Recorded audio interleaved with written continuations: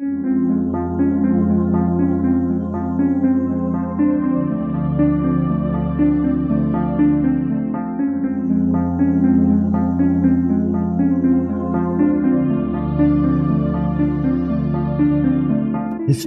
tells the story of the world and of our lives.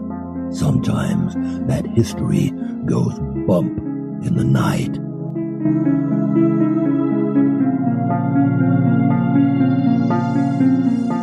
Broadcasting from the center of oddity and the supernatural in Central Florida, it's the History Goes Bump podcast.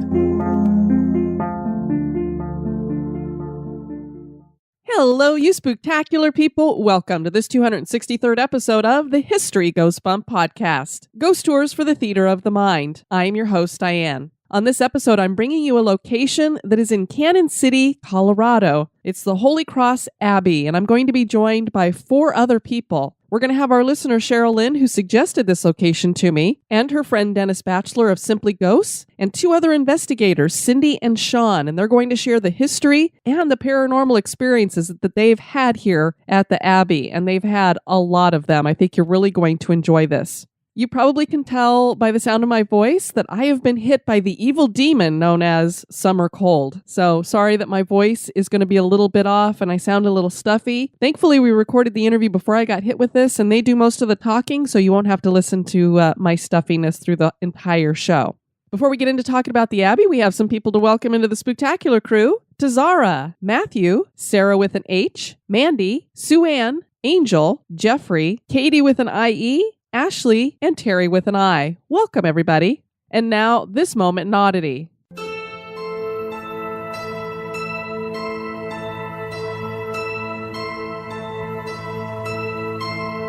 The eruption of Hawaii's Kilauea volcano started on May 3rd, 2018. This is an eruption that has wreaked havoc on the island, but it has also spawned something else. It's been raining little green crystals. That's right, little gems from the sky. What the crystals actually are is a mineral found in basaltic lava that is known as olivine. Olivine is formed in hot and deep magmas, and eruptions bring it to the surface. The reason the olivine seems to be falling from the sky is that it's been carried up with spewing lava. The green mineral is found in all sorts of rocks in Hawaii. There's even a green sand beach. The crystals are heavier than sand, so when the ocean rolls in with waves and pulls the sand back out, the green crystals are left behind. And while olivine seems to be a common mineral in Hawaii, having it fall from the sky is an unusual event, and certainly is odd.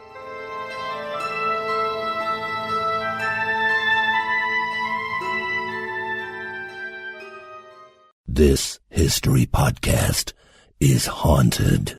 And now, this month in history.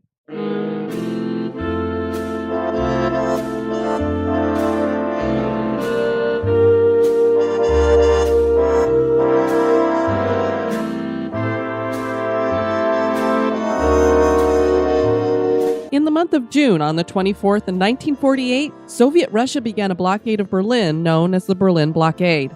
The Berlin Blockade lasted nearly a year, ending on May 12, 1949. It was one of the first major international crises of the Cold War.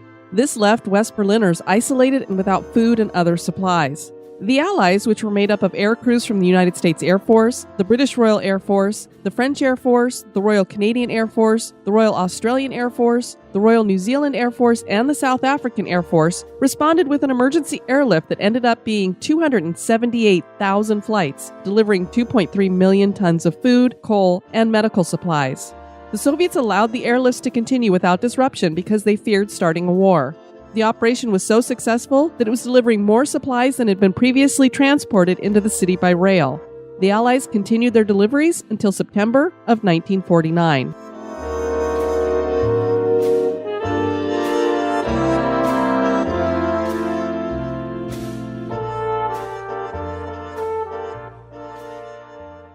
The Roman Catholic Church purchased 90 acres of land in Canon City, Colorado, formerly known as Fruitmere Orchards, from Captain Benjamin F. Rockefeller for the Benedictine Society of Colorado. The Benedictines called the new religious foundation the Holy Cross Abbey. The main building was constructed in 1924 and rises to 4 stories and was designed by Joseph Dillon and L.A. Jardins, with a collegiate Gothic and Jacobean revival style. This was not only a monastery, but it also was a boarding school for boys. There were bigger plans for the property, but the Depression put a stop to those. This location has been the scene of many suicides and other deaths, and it seems that this has led to haunting activity. And now I'm going to be joined by my special guests as they regale us with the history and the hauntings that are going on here at Holy Cross Abbey.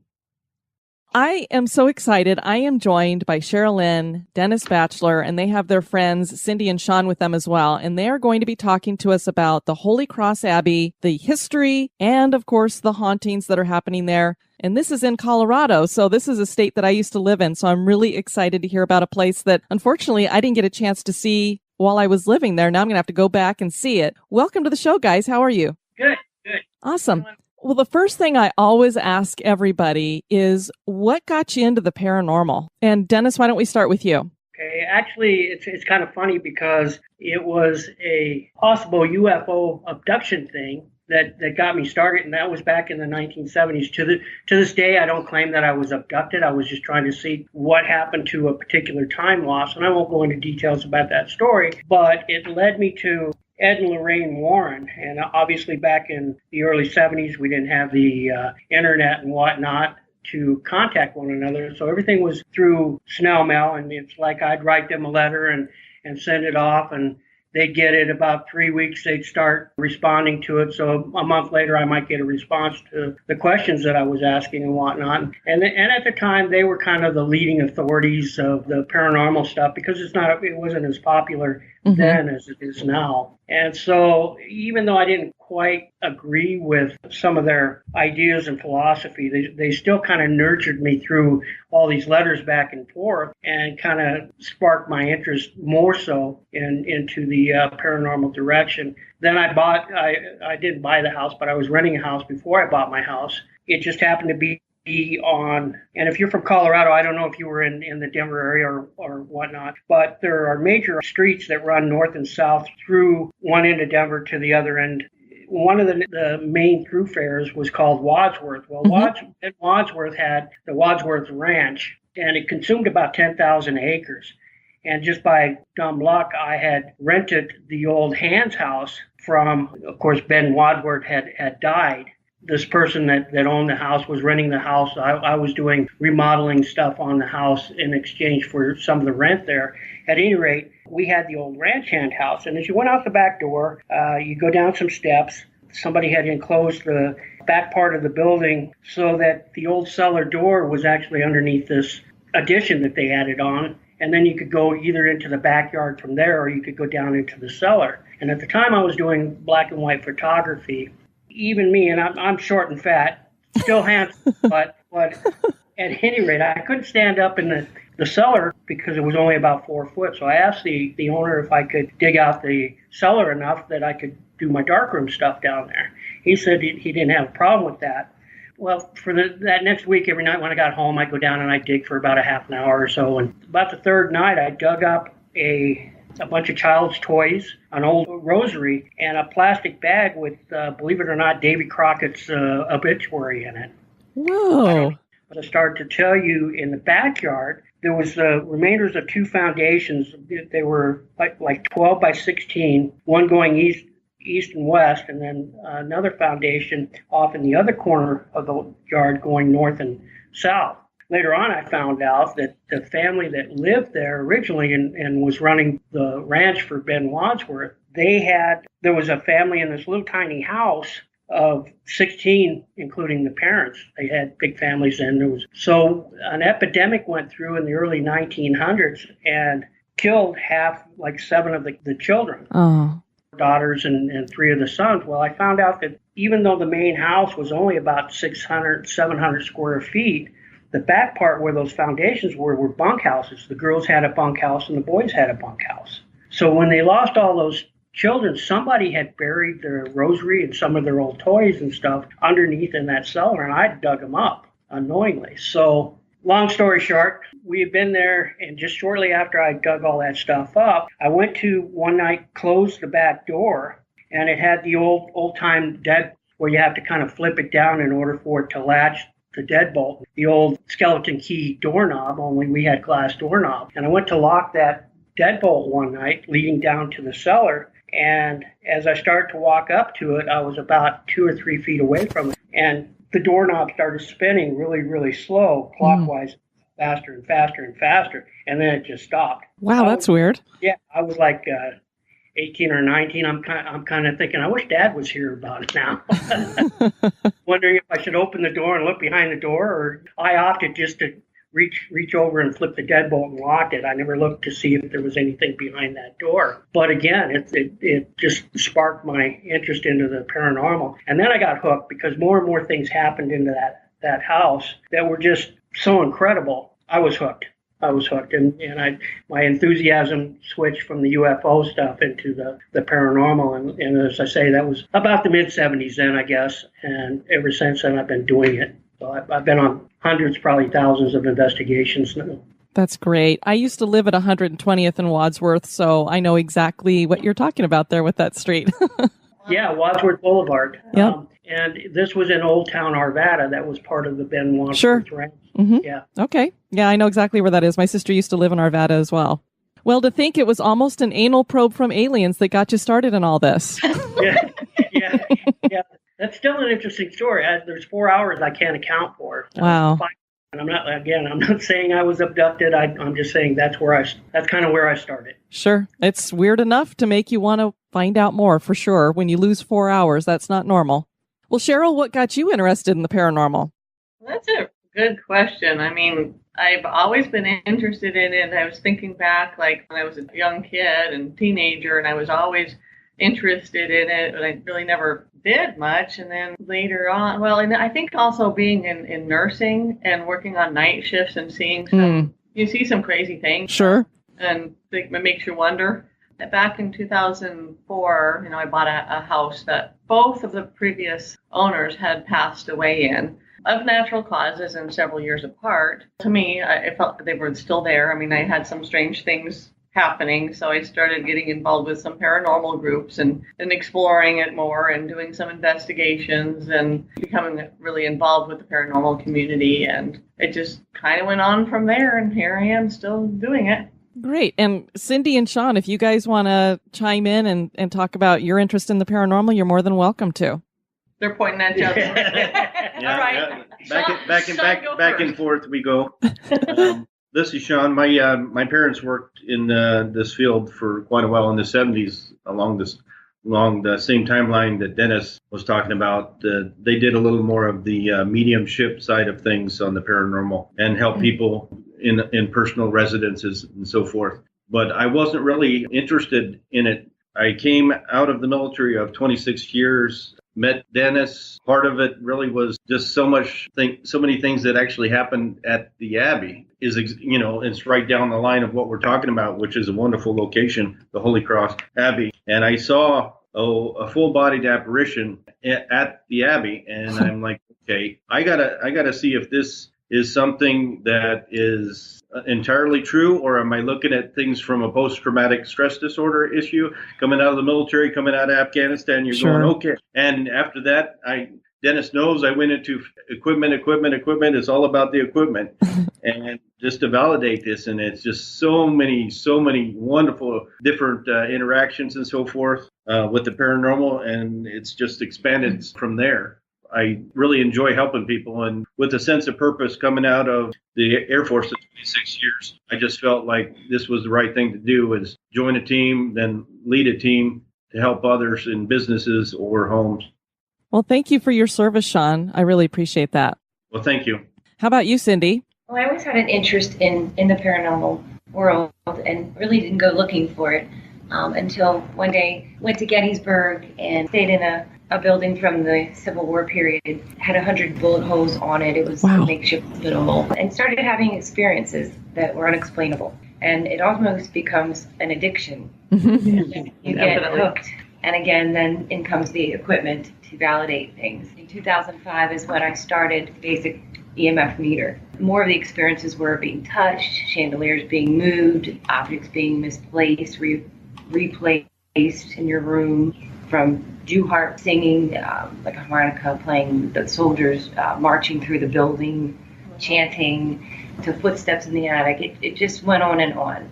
So it became more of, a fascination to just keep going with it. And then from there, I started exploring other places, around the Queen Mary and things like that, and just kind of escalated until, of course, I met Dennis and started coming out to the Abbey and staying in the hotel. And so I think the more that you experience, the more you want more experiences to happen. Sure. And being a little, intuitive to it, it helps in that aspect. Yeah. So Dennis has brought all of us together. Yes. Right, yeah. He has. He has. All of his events, he invited everybody to, he hosted events and stuff. And that's how we all met.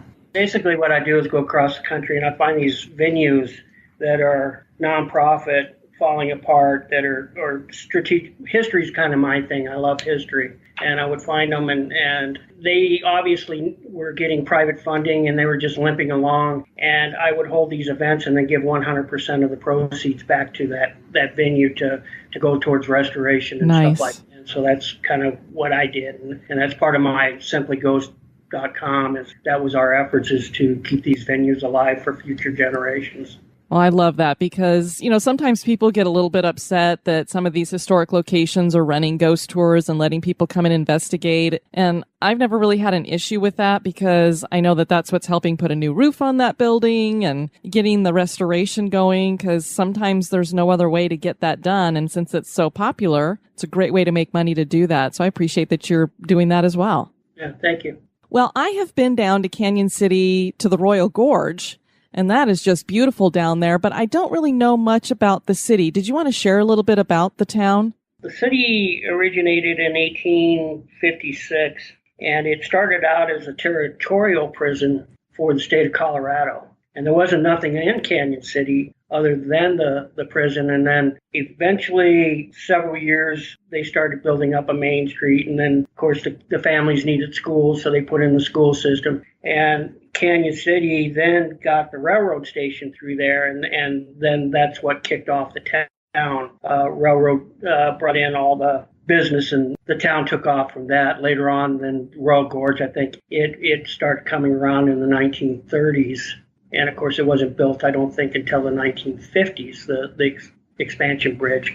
But it was still a popular tourist area, given the fact that, back in that day, those days, roads were sketch at best. I mean, they're not like anything we had. Our worst roads that we complain about were great highways to them back in the day. But from there, in the 1950s, then Canon City became the capital. And a lot of people don't know this part about Canon City, but it became the Ku Klux Klan headquarters. Oh, geez. For the Midwest states.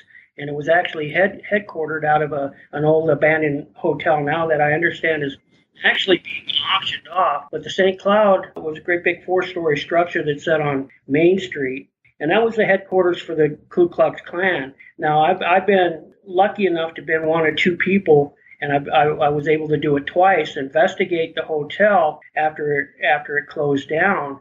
And if you go up to the fourth floor, actually has suites in it. And if you open up the closet doors on some of these suites, you would find wooden ladders going down to the second floor and behind the elevator. Then if you stop the elevator between floors, then you could climb down the stairs underneath the elevator shaft down to the tunnel systems that ran parallel to Main Street there.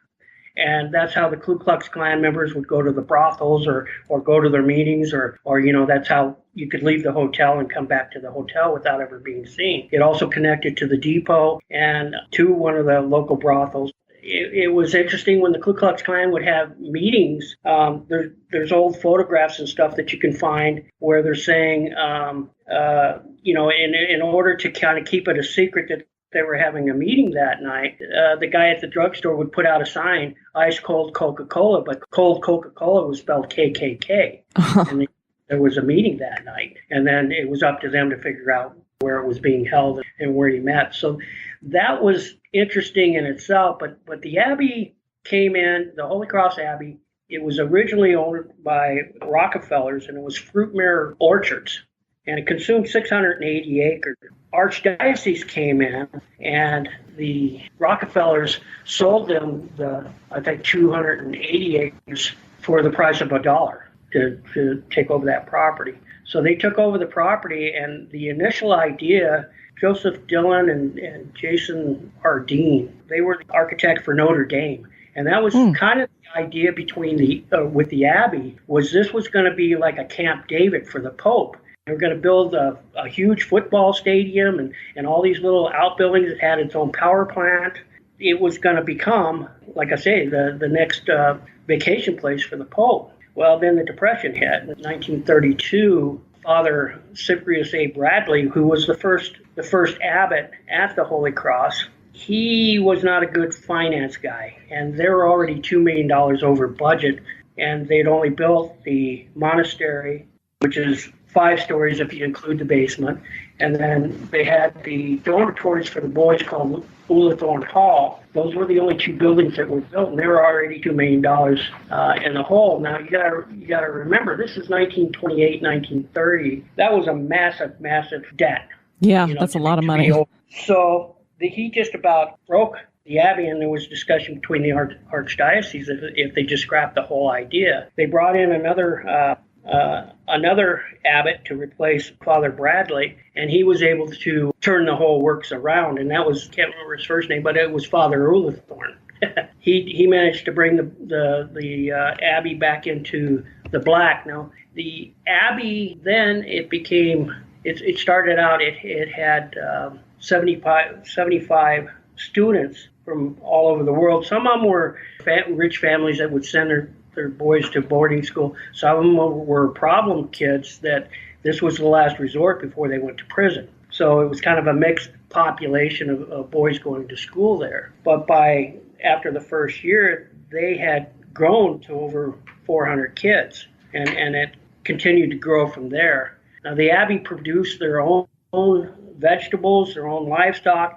They were totally independent from the town of Canon City, and at that time they were actually like 3 miles out of the city limits with Canon City there. So this all went well and good, but in 2001, the archdiocese says, okay, we're done. We're not making any money anymore. We're going to desanctify the property and no longer have anything to do with it from a religious standpoint. We're going to sell it off to whoever can come up with the first $6 million. And they did, and this private investment company ended up buying it, a bunch of investors. And that's what it is today, is these folks. It's still a nonprofit, and they rent out some of the buildings to the Department of Corrections for training. They've got some out for, I think it's the University of Oklahoma has a few classrooms up there for the summer programs that they put on as a university. And that's pretty much their operational fees and the monies that they collect to keep the Abbey going today. Now, one other thing, they did build an event center. There they do weddings and just about anything you want to rent the hall for, any kind of an event. But the main monastery, the 3 floors are empty. They're starting to fall apart. They had some real bad water damage that was on the 4th floor, leaking down to the 3rd floor and taking out the ceiling. And of course, once you get that water damage, it just keeps going on and going. And they didn't have the money to fix the roof. And that's one thing that I'm proud that through our events, we were able to raise almost $30,000 and got the roof fixed. Good. So anyways, that's kind of a little history about the town. They give you a lot there. The town, the Ku Klux Klan, and then the Abbey. Now, that was a problem, too. I kind of wanted to point that out. That was a big problem to the Ku Klux Klan. The archdiocese were constantly feuding. Obviously, they had different interests in mind, and it was a big problem. There was the people from the monastery that would go into town, the monks and whatnot, were being harassed through the Klansmen and stuff like that. And there was a lot of bad blood. Obviously, they didn't like the archdiocese even being in town. Kind of it in a nutshell. Well, that would kind of mess up their prospects of going over to the bordello. So that explains why they would have their little secret tunnel system. I've never heard of anything so elaborate to put ladders behind elevators and then these tunnel systems to go. Because a lot of the main cities, like Denver itself had some tunnels so that some of these important men could get around to the bordellos and gambling halls and places to drink during Prohibition, and they would do it through a tunnel system. But I had not heard that Canon City had the same thing, especially that you would kind of access it through these hotel, ladders and things like that. And of course, now if you go to the town, any of the town officials, they'll deny that they even exist. Sure. Because most of the tunnels have been concreted off or blocked off, or they have been so that they're inaccessible now. But I was personally in them. I know that they do exist. On 2 occasions, I went through the old brothel. I also investigated the Rio Grande Hotel, which was the old brothel on the other side of the railroad tracks. And there was a tunnel that led from the St. Cloud to that particular brothel. But on Rio Grande, that wall had been sealed off, and you couldn't get to the tunnel. But that's where you ended up if you went from the St. Cloud through the tunnels to heading that direction across the railroad tracks. Yeah, so there's no doubt what they were doing there. Yeah. Well, obviously, we have some hauntings that are going on here. And one of the things that I like to hear first is maybe some of the reasons why we would have a haunting, like if people have died there. And then if you would share some of the experiences that people have had, including yourself, when you've been at the Abbey. As far as, and I'm one because I do like to report historic facts, and I don't go by hearsay or stories until I can chase them down. And I'm the type that I'll go to the coroner's office, I'll go to the historical society, I'll go to the sheriff's department, I'll go to the police department, and I will find the legal documents stated by firsthand accounts instead of the hearsay and the stories. By doing so, I was able to immediately debunk a lot of the stories.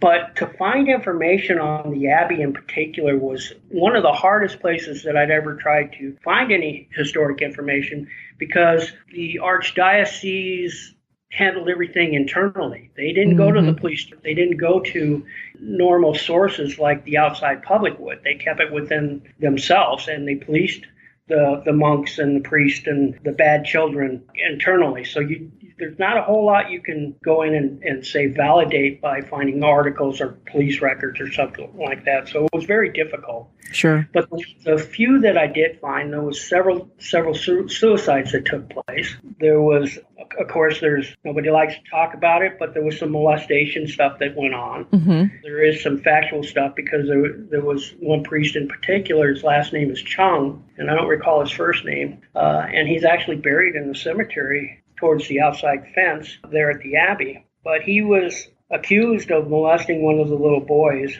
And as he was, of course, he denied it and whatnot. And in the meantime, he had a friend in Colorado Springs. They had decided that they were going to come up and arrest him. They felt they had enough evidence to go ahead and have a trial. Well, his friend had called him. He called and let him know that they were getting ready to come up and arrest him. The story went that on the 4th floor, he picked one of the rooms and then hung himself. So when authorities got there, they found him hanged in one of the rooms.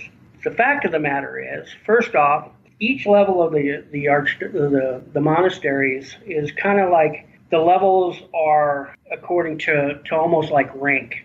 You had the abbots that would stay on the 1st floor, the priests that stay on the 2nd floor, the monks would be on the 3rd floor, and then the boys would stay on the 4th floor because it was always the hottest in the summer and the coldest in the winter. So the most comfortable people were obviously the priest and the monk, or the abbots on the lower part of the thing. So the fact that this monk committed suicide on the 4th floor didn't make sense to me, because he shouldn't have even been on the 4th floor. So as I started investigating it, I went into the coroner's office, got the official report, and he died of asphyxiation. However, what the truth behind the story, then I got the police report. He ended up, when he found out that they were coming to get him, he actually went out in the parking lot, ran a hose from his exhaust into his vehicle, and then asphyxiated himself with the exhaust fumes from his car. Now, he still claimed that he was innocent, but didn't want the embarrassment to come to the Abbey and the archdiocese, and so he chose that was the best way for him to go out. So obviously he was never tried and convicted, but there was suspicion that the accusations were true. So that was one of the stories, and one that I was able to debunk partially from the story, of him hanging himself, but he did die through asphyxiation. There was another one in 2001. There was a period where the Abbey was actually closed down, didn't open up till 2006 again, but they had a caretaker on the property that was overseeing the property and taking care, keeping homeless people out and whatnot. In 2006, somebody broke into Ullathorne Hall, picked one of the rooms that overlook the soccer field outside the window, and ended up shooting himself in the head. And he left a note that he wanted to be seen by anyone that would ever look in that window. So that was his whole idea, shooting himself. And it's in that particular room, it was the dining room of Ullathorne Hall. It did overlook, as I said, the soccer field, but it was also the biggest picture window on that side of the building. So obviously, if somebody was in that window, you would see them in the thing. Now, I've never heard of anybody report that they saw it, but Ullathorne Hall itself, and I think just about every one of us in this room have a story about Ullathorne. The monastery has a lot of activity, kids, everything from kids to people talking to touching. There's down in the potato cellar, there's an angry priest or a monk. They've caught apparitions of a cardinal down there with a big robe and everything. Weird. A fleer walking down the hallway. We've caught, I don't know how many EVPs, I don't know how many disembodied voices. I mean, every time we go to this place, everyone always has an experience, whether it be personal or something we capture on film or EVPs, but something is always going on. We haven't had but one person get physically attacked, and that was a couple of years ago. Yeah. Pushed. And, At Ullathorne. Yep. yeah. And speaking of the man who committed suicide at Ullathorne Hall, I knew nothing about that when we were doing the investigations, and everyone was trying to communicate with the boys. I kept picking up, and I have nothing to prove this, but I kept picking up a sad man who was just very sad, and I'm like thinking to myself, why am I picking up that somebody committed suicide here? And I finally got brave enough to ask Dennis, maybe like a man kill himself here? And that's when he told me about that. Everyone else was like trying to communicate with the kids' spirits, and I'm sitting back going, I feel this heavy sadness. It was just interesting that he said, then he told me that. I'm like, oh, okay. Interesting that you felt that and that it registered with you to be like, somebody killed themselves. I just had that overwhelming feeling of sadness and despair, and I knew it was the boys' hall, so why is there this gentleman there, this man in here that I'm picking up? So I finally got brave enough to ask. Mm-hmm. And I was like, oh, okay, well, now I understand why I was picking that up. But yeah, there's always something going on in that place. Well, let me ask you this, because child ghosts have always fascinated me. Obviously, this was a boarding school for boys. So are you getting a feeling that when you are running into some of these children ghosts that it's residual, or is it intelligent? And is it because we had some boys who had died there, or what do you think's going on there? It's hard to say because the age bracket was 7 to 19 years old. But we in Ullathorne Hall, we've finished up investigations at 4 o'clock in the morning. We've left a couple of recorders upstairs, a couple of recorders downstairs, just to run after the building cleared, and we were going home or over to the sister's house where we always slept, and the place was locked up, not anybody in the building, and we got over a half an hour of kids laughing and playing like hide and go seek or something. You could hear their footsteps and you could hear them laughing, but these were little tiny children. This building is in very bad disrepair. I mean, it's got very minimal electricity. We wear masks because it has some asbestos issues. Mm-hmm. And the building is in pretty bad shape.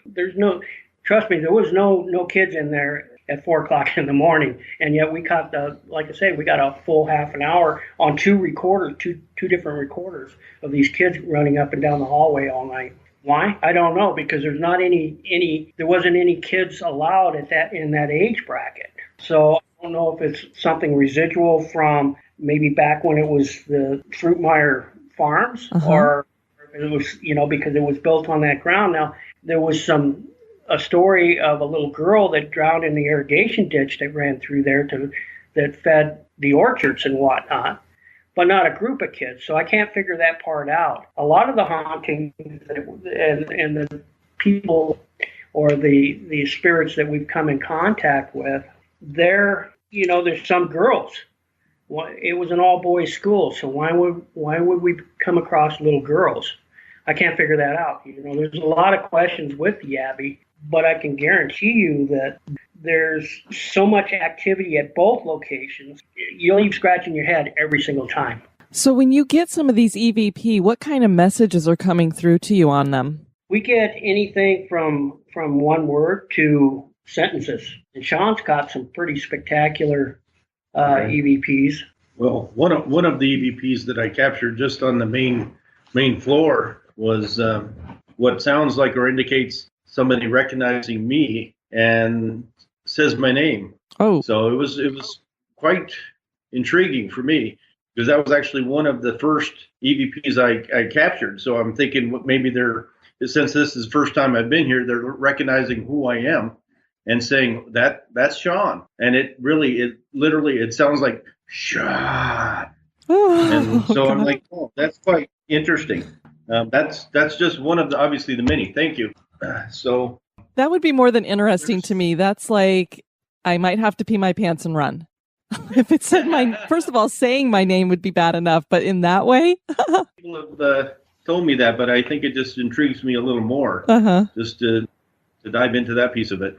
It's definitely been very, very interesting. On, I believe, the second floor, I captured what sounds like a female with an Irish-sounding accent that seems to be talking to a younger lady.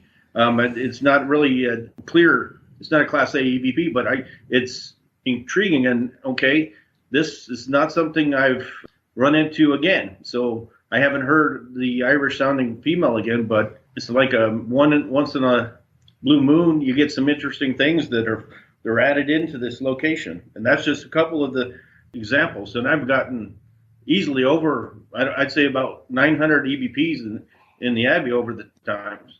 Wow, that is a lot, because, some people are lucky to even get one in a location. That is amazing. You're getting that much activity. I wonder, do you think it has anything to do with the fact that this was a religious place, that maybe that's why it has such an increased amount of activity? Personally, I don't think that has a whole lot to do with it. Again, I think it's more of, I guess, maybe the energy that individuals are bringing to that location. Mm. And it could be, coming from a bad experience that they carry on and kind of leave there. I think there's a lot of kids now.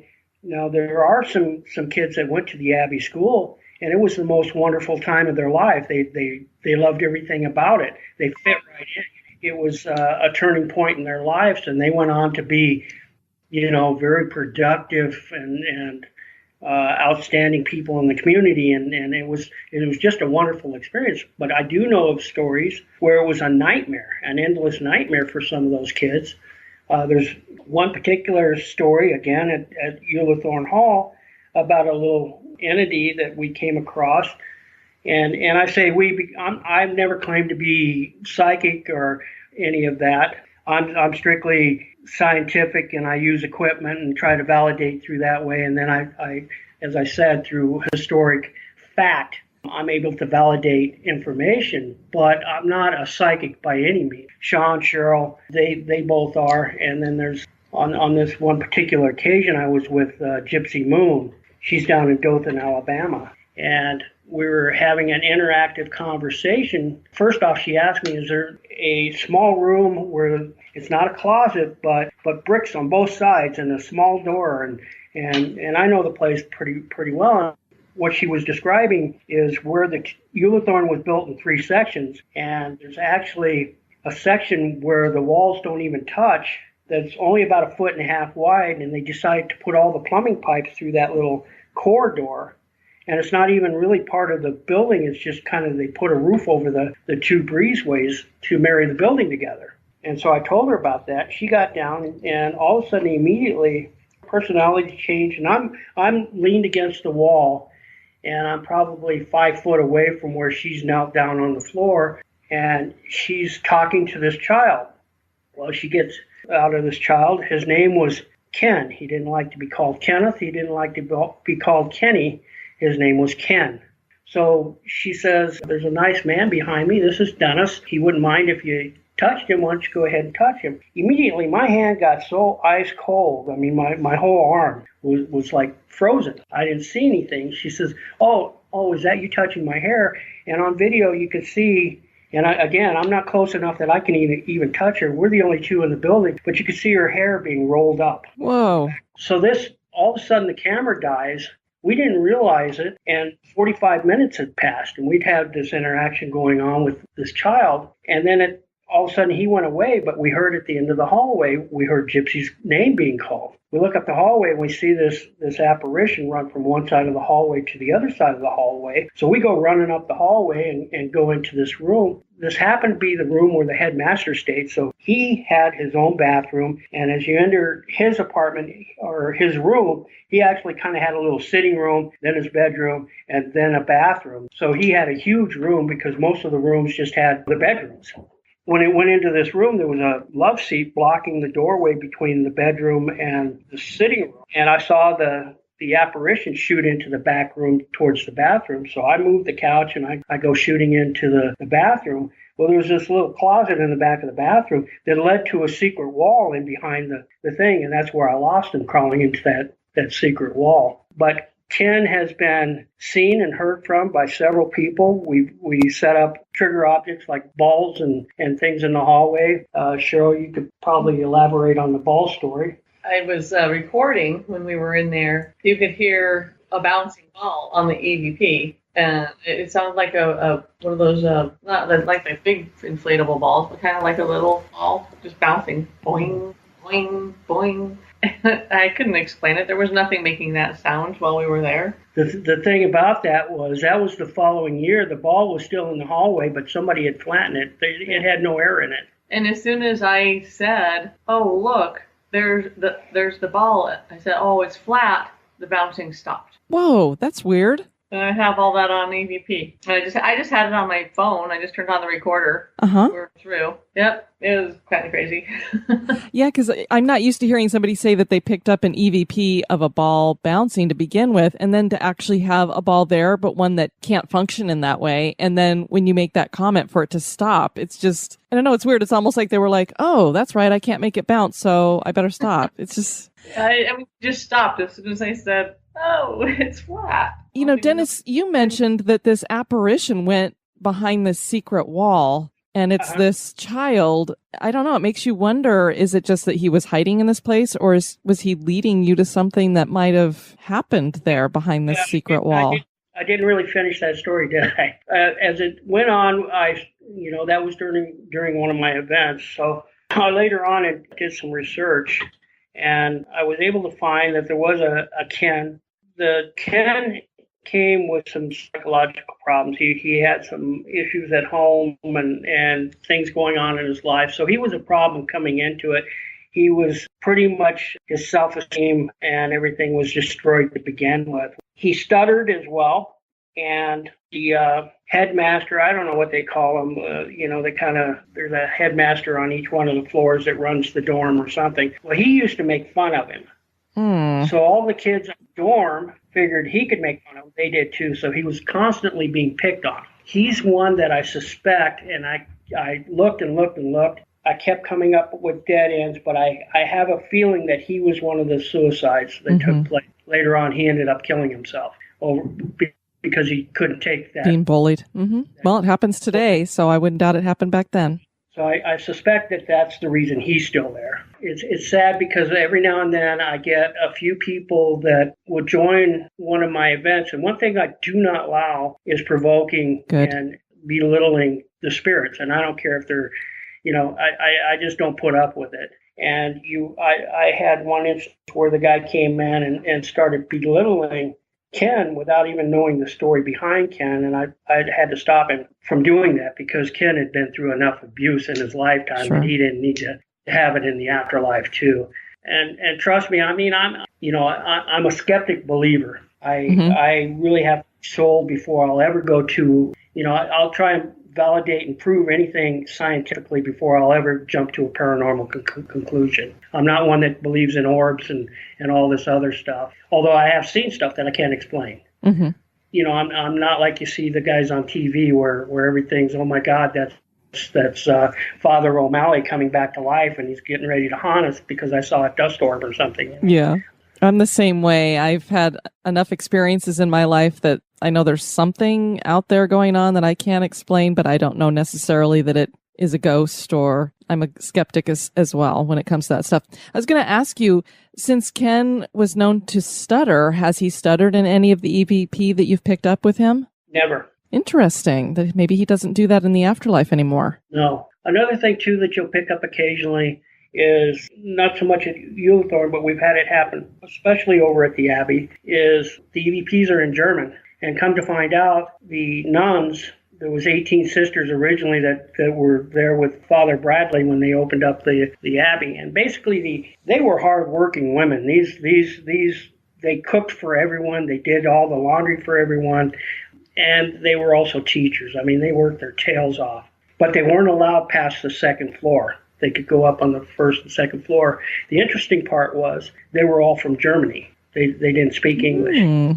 I always love it when people pick up EVP that are in a different language, because then you know there's no shenanigans going on there. Right, and we didn't know that correlation. Another thing that was very interesting, too, about the Abbey, and we didn't know this, kind of my co-founder, I don't know, Rich. The other half of the Parageezers? Yeah, we're known as the Parageezers. I love it. Yeah, Rich was doing some research, and we come to find out cat eye marbles were originated at the Abbey. One of the priests was blowing glass and put in the little cat eye effect, and it caught on, and that became, I think it was Marx ended up buying the patent rights from him, and he sold the patent rights for cat eye marbles to a toy company, but they originated by one of the monks there at the Abbey. Oh, I love factoids like that. That's so cool. Thank you for sharing that. Yeah.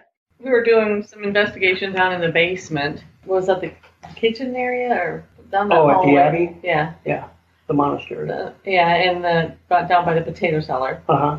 We had our motion sensor lights going down one hallway, our millimeter and K2 in the center of the room, and another motion detector light at the other end. The light went off on the far end of the hallway. Then in the middle of the room, the millimeter and K2 went off. Then the motion sensor light went off down on the other hallway. And I'm looking at it, and also somebody had seen the smoke at that time. There was like something like a mist in the room. And I'm watching down the hall, and I can see this shadow kind of peeking around the corner right after all these lights went off. And I'm like, okay, somebody's peeking around the corner at us. I'm going to go check it out. So I get up, and one of our friends that is there with us, Anthony, he's like, you're not going alone. Because, women aren't supposed to be down there anyways, And that's where the apparently angry monk or whoever they claim to be, priest or whoever it is down there in the potato cellar, which it's known to be, some people just won't even go there. They won't go down there. I'm walking down the hall with Anthony, and we can see I see the dark on dark. How it's really dark down the hallway, but there's this darker part, that's down at the end. Am I explaining that right? It makes sense to me, yes. Okay, so there's dark, but then there was like a shadow. It was a shadow figure down at the end of the hall. Yeah, I mean, when people describe it, they say, it's as if it eats up so much of the light that it's darker than dark. Right. So that's what I was seeing. And then that darkness started moving towards us. And in that hallway, there was just this one small little window, and this is in the basement, that went to the outside. So it let in a little bit of light from the parking lot streets. I'm not even sure just a small amount of light. Well, then that shadow totally blocked out the light from that window. And from there, just went whoosh right up into my face. Whoa. Just right in front of me. Didn't touch me or anything, just right in front of my face, where it then just blocked out all the light. And I'm like, okay, I guess I'm done, But it was just interesting. I mean, I hadn't ever had an experience like that before. Just the correlation too with the lights going off, the meters going off in sequence, and Sure. then we see the shadow. I was feeling like he was looking around the corner, going, "What are they doing here?" Mm-hmm. Kind of mad that we were there. And yeah, that was pretty interesting. Did you have any, Sean, stories about? I have quite a few. But one of the ones that applies directly to the monastery in the basement, 4 of us were setting up motion sensors down the hallway. One person was focused down the hallway with a FLIR image camera. We asked Robert, one of the investigators, to set some motion sensors further down the hallway. And as he put it down and then started to return to us, within the image of the camera, they saw somebody turn in and start following him. And it was extremely incredible, at least from the investigators that I was with perspective, because he wasn't in the hallway until he had gotten to a certain point, turned around, and then it seemed to follow behind the investigator that had just placed these objects down. Wow. Yeah. My best experience there personally, I believe it was the Abbot room that you're referring to, where he has his sitting room and then his bedroom. So I approached in from the sitting room, and as I was approaching the doorway into his bedroom, I felt a pressure on the chest pushing me away from that doorway. It did not want me to enter that doorway. It was a very tight feeling. Did it feel like a hand was on you or just a Almost full like pressure?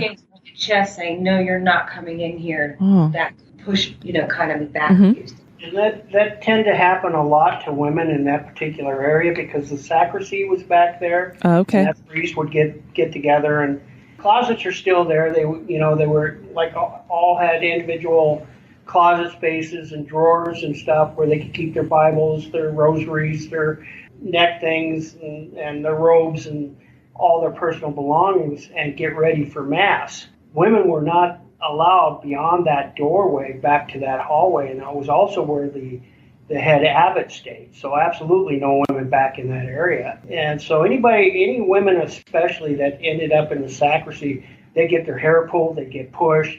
They always had the experience of somebody touching or that they didn't belong in that area. I had never heard of any men having any problem. One thing you do when you walk back there, and it happens a lot, is you'll catch a great big whiff of cherry tobacco or something like that. Oh yeah, in that room, definitely. All of us, I think, have experienced that. That's interesting because usually that coincides with cigars being smoked. So you would think in an abbey maybe you would smell incense, but not something that would be tobacco smoke. Sean, I was going to ask you, you had mentioned earlier that you'd seen a full-bodied apparition there. Can you describe what it looked like? We had quite a long session. It was about 2.5 hours in the basement, and it's near, was it the refrigeration unit? Is that the meat lockers? The meat locker area. And I was, in this case, I do, unlike Dennis, I do claim to have a gift. And I was able to see a gentleman that was leaning on one of the thresholds, and he was just standing, he was just leaning there watching us for a longest period throughout the whole session. I explained it to everybody for a longest time. Then the next team that came in to sit in that same location, without me telling them that what I had seen in that location, took a FLIR image camera and they captured something in that same spot, which was really validating for me. So I was like, I'll be honest, I was doubly in shock at that point, because this was back to my first investigation in the location. And not only did I sense something that was captured, I was surprised that this was really something that was truly happening to me, that I could sense something that they could capture. That's not the only time I've seen something, because in the Ullathorne Hall, we had quite an experience. There were 4 investigators on the second floor of the Ullathorne Hall. Robert, one of the other investigators, saw a boy, and at the same time that he saw it, I saw a boy, probably about 3.5, 4 foot, going by one of the walls, and then he proceeded to go by one of the windows, and that's when I saw him a little bit better. And not only did we see him, we were able to track him through EMF. As he proceeded down the hallway, the EMF, the milligauss was, I believe it was 3.6, where it was normally standard 0. There's no power generally in Ullathorne Hall at all. And we followed him down probably at least 4 or 5 rooms.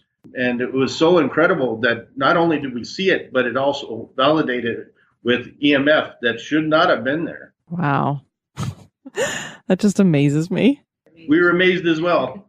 Another story I'll tell you, I didn't have it personally, but the events coordinator that I used to work with to set up these events and whatnot, she's no longer with the Abbey. She pursued another better suited job for her in Denver. So she left the Abbey, but she one day was sitting in her office, and this other gal in the front office kept getting a phone call on the switchboard, and she'd say, "Hello, this is the Abbey, blah, blah, blah, blah," and the phone would go dead. So she'd hang it up, and then the phone would go ring, ring, ring. She'd pick it up, "Hello, this is the Abbey," and the phone would go dead. After the third time, she realized that it was coming from the basement phone downstairs. Well, they had just gone through a big transition, taking out all the phone system and updating it to a new phone line system. And all the phones from downstairs had been ripped out. So she goes into the events coordinator, her name was Patty Jo, and says, "Hey, will you take a walk with me downstairs? I keep getting this strange phone call, and it coming from the basement." So together they went on down into the basement. And when they got to the bottom of the stairs, they could hear a phone ringing. So they followed the sound of the phone, and it took them into the monks' chapel area. They had a mock chapel with their altar down there and whatnot. And in that monk's chapel, that's where they ended up storing all the old electronics that were in the building, the old computers and phone system and whatnot. So they could hear the phone ringing in this room. So they went on back and then flipped on the light, and back behind these little office dividers is where they had most of the computer stuff and the phone stacked. So they could tell that it was coming out of that corner. And Patty Jo went around the divider and realized she saw the phone sitting on top of the box and the plug unplugged sitting on top of the box with it. I was hoping you weren't going to say that. This was a maintenance problem. Let's go. Oh, man. Didn't you get an EVP with somebody saying hello to you as well, Sean? Like several, actually. Like calling you a little boy or something? Oh, yes. I thought that was creepy. The very friendly gentleman in the basement. I was changing some lights out during the investigation. We had the DVR set up, and I went to go change something out down the hallway, and I saw something I couldn't identify exactly what it was, so I backed out of the area. And I happened to be recording at the same time, and it seemed to be very friendly because he called me a sissy little boy at that point. So that's what she's indicating. Gotcha. Yeah, not exactly too kind, exactly. No. But needless to say, the lights got exchanged and changed out regardless. And probably very quickly. Yes. So, Cheryl, tell me a little bit about photography. A friend of mine and I kind of started to do seminars about paranormal photography, and that's why it's FAUX, like fake, just to educate people on when you're either looking at your own photos or looking at something maybe somebody else posted during a paranormal investigation, what kinds of things could be happening that caused this weird thing, whatever it may be, to show up in your photos. And one of the interesting things that we always bring up is pareidolia. I don't know if you've ever heard of that. I have, kind of like where your eyes try to make faces out of things, or just because certain colors are all together, it makes you think there's something there that isn't actually there. Right, and so that happens a lot where people can see faces, and we discussed that, and then the way the light reflects off of objects. We do a whole thing on orbs, and it's kind of funny. We just say, don't start throwing the tomatoes. We're going to discuss orbs.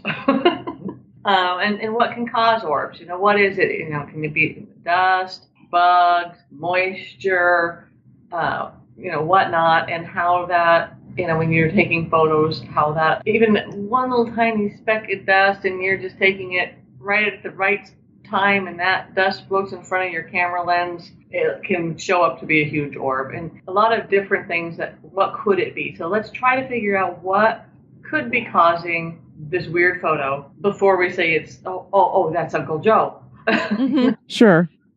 Just go through a lot of different things that, in photography that could be causing that. And my friend Jim and I started doing it. I just started that as a little one. where I just was giving handouts, and it just kind of grew where we would go to paranormal conventions. Dennis heard Jim and I doing The very first one, because I had done that just with a very, very small group. So I created this paranormal photography seminar just with a really small group and did paper handouts. One of my friends asked me to go to the annual paranormal convention and do that up in Cripple Creek. And I'm like, I can't do this in front of all these people by myself. But I'm a photographer and also a paranormal investigator, Jim. And I'm like, hey, Jim, you want to do this with me?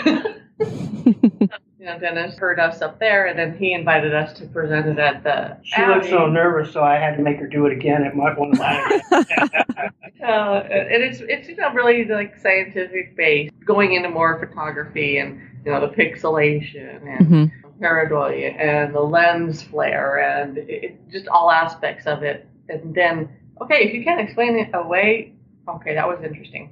Well, I love that you do that because nowadays it is so much harder. When you see these pictures, I tend to not believe anything unless I actually was there and I either took the picture or I'm standing next to the person who took the picture and they show it to me immediately and we're like, whoa, that's kind of weird. And so it's nice to have that you're giving some of these tips about how to debunk some of this stuff because there's so much that they can use out there with these apps and things to put in what looks like a ghostly image that most of the time when I see stuff, I'm like, I'm sure it's just faked. And there are, and I don't know why, but there are so many people that want to post something up there that's faked. And I'll even have people, message me a picture. Oh my God, what do you think about this? And I'm like, I need some background. What was going on? Temperature. What was the moisture level? What was the lighting? What camera did you use? And smoking a cigarette. Yeah, that happens a lot.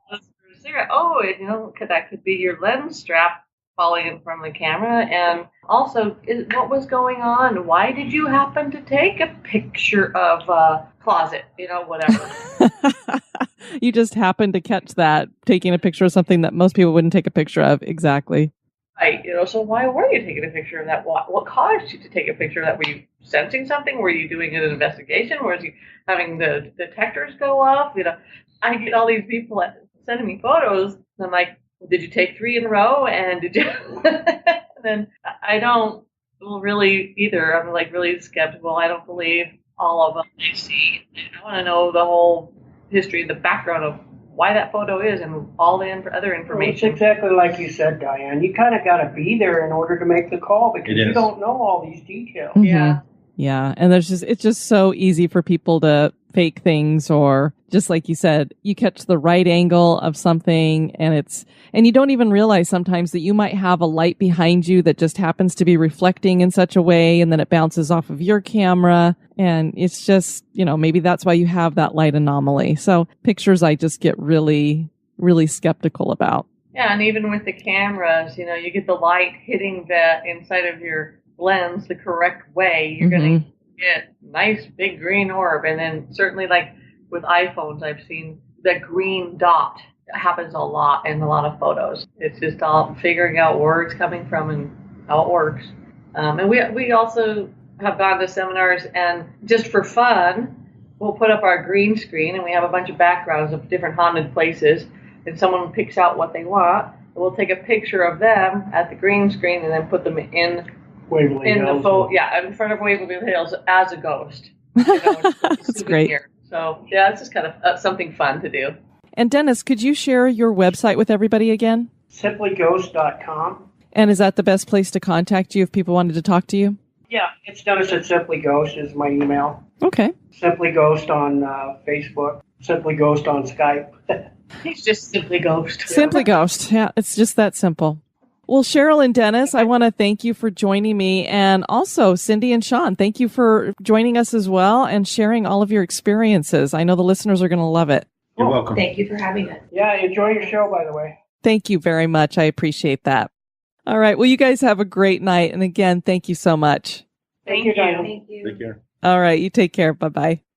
Just based on the experiences of Cheryl, Dennis, Sean, and Cindy, it would seem that clearly some unexplained activity is going on in the various buildings on this property. Are some of the boys from the boarding school still here in the afterlife? How about monks and nuns? Is Holy Cross Abbey haunted? That is for you to decide. Canon City is a place that we would always talk about because Supermax is down there. So we've always thought of it as kind of a prison city. But this definitely gives us a reason to go on down there, not only to check out the Abbey, but you have to see the Royal Gorge. It is gorgeous. I'm afraid of heights, so going across the bridge was a very tense thing for me, but it's just gorgeous. We'd love to have you guys check out the website at historygoesbump.com. And if you'd like to send me some feedback, you can do that at historygoesbump@gmail.com. Nicole wrote me to let me know that she and her boyfriend are going to be going on a Disney cruise to Alaska in September, and they're going to be stopping in Skagway. So she was so excited because she just listened to the Skagway episode. And they are going to be stopping by the Red Onion Saloon to do the Ghosts and Good Time Girls tour. So can't wait to hear about that, Nicole. Make sure you let us know how it goes. And Josephine wrote to say, "Hi, Diane. I've been binge listening to all the past episodes for several weeks and absolutely love this podcast. Thanks so much for going through the history and haunts in such depth and detail. I'm currently listening to episode 224, Haunted Cemeteries number 4, and I'm super excited that I can help you nail down what the symbol on a headstone that Patrick Keller had sent to you. And this is that one that had like the 3 legs that were coming out of the head that looked like it had wings for ears and snakes coming out of the head as well. It was a really weird looking design. Not sure if someone else had already chimed in or not, but I know what it is. It's called a trinachia, or it could be trinachia, I'm not sure. And it's a symbol of Sicily, Italy. Being Sicilian, born there but raised here in the U.S., I grew up with that symbol all around me. And then she said a quick Google search will give you more information. So thank you for clearing that up, because I was like, God, that's such a weird looking thing that Patrick got a picture of in the Natchez Cemetery. So now we know. This weekend, I'm going to be heading up to the Haunted America Conference in Alton, Illinois. Really looking forward to it. For those of you who are executive producers and in the HGB Losers Club, you can be guaranteed you're going to be getting a lot of live videos this weekend. I'm going to try to hit up some haunted locations in St. Louis, some cemeteries, and of course, I'll have some live stuff from the actual conference. I'm going to see if I can get some interviews with some of the speakers and hopefully put that together as one of the bonus episodes as well. And for those of you who can't make it this year, be thinking about joining me next year in Alton, Illinois. It's always a lot of fun. Have some reviews to share from Apple Podcasts. First up is B. Mitchner. This review is way overdue, 5 stars. I found this podcast while I was looking for something other than music to listen to while at work. I work in a college library buying books and doing data entry, so I spent a lot of hours doing what would ordinarily be tedious work. I decided to give podcasts a try and look for something that dealt with the paranormal. This was the first one that popped up. I must say I love everything about this podcast. I love history and the paranormal, and this podcast is a great mesh of the two. Diane and Denise provide in-depth research of the locations and hauntings along with the history. I just finished episode 120, The Dumas Brothel, and have been listening to this podcast since mid-April. Admittedly, I wasn't too fond of This Moment in Oddity segment when I first started listening, but as I went through the episodes, it quickly became my favorite segment, aside from the main portion, of course. Now that I've done my due diligence and have finally left a review for your excellent work, I could start episode 121 with a clear conscience. Well, thank you for doing that. We appreciate it. Lindsay loves Mickey, frightfully endearing, 5 stars. The most lovely marriage of spook and charm. I take a fall trip with my fiancé every year where we stay in a town with lots of haunted history, so this is exactly up my alley. I appreciate the well-researched episodes and warm chemistry between the hosts. Well, thank you, Lindsay. And Vanbar04, love HGB, 5 stars. I've been listening for a long time now, and I'm still completely fascinated. Love this show. Well, thank you. If you haven't left a review for the podcast yet, please consider doing so. I really appreciate them. I want to thank you guys for joining me for this episode. I've been your host, Diane. You take care now. Bye-bye. This episode has been brought to you by our executive producers. Dispatches from the Grave Digger. We want to welcome into the graveyard Erin Peel. She's going to be getting a niche wall. Julia Miller's back again, and she's joining us for a spot on the niche wall as well. And Matthew Deegan's going to have a mausoleum being built for him. Also would like to thank Melissa Potter and Jade Lewis for both of you increasing your pledges. That means you both are getting dug up and moved into a new location. Melissa's going to have a chest tomb, and Jade, a garden crypt. Thanks, everybody. Oh boy, Mort, you have a lot of work building mausoleums and digging up people. You better get to it. Have a spooky experience that occurred at an historic location? Want to give us feedback or have a suggestion for the show? Share it with us at historygoesbump@gmail.com.